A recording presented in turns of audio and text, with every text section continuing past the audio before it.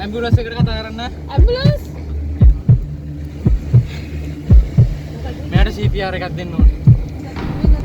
මෙයාගේ පල්ස් නෑ. පල්ස් ගන්න නෑ. මේ බ්‍රීත් එකක්. CPR එකක් දෙන්න. ඉක්මන් කරන්න. හරි. මෙයාට උපදින්න කෙනෙක් දෙන්න ඉන්නවා. ගන්න හරි. මෙතන ගන්න ලොක්සන්. සර් දෙවි. ඔව්. හරිද? පපුර තියලා. එකයි. හතරයි. පහයි. හයයි. හතරයි. හතරයි.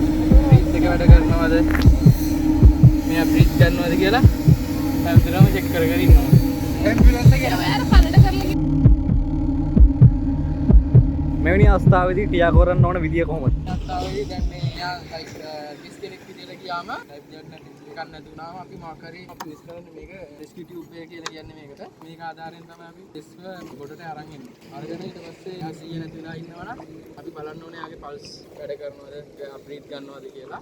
අදිස්සියවත් යාගේ පල්ස් බ්‍රීත් එක නැති වුණොත් අපි CPR එකට යනවා. නැත්නම් මෙයාගේ බ්‍රීත් විතර තියෙනවා නම් ගෙස්ගේ මේ අපි රෙස්කියු බ්‍රීත් එක තමයි ස්ටාර්ට් කරන්නේ.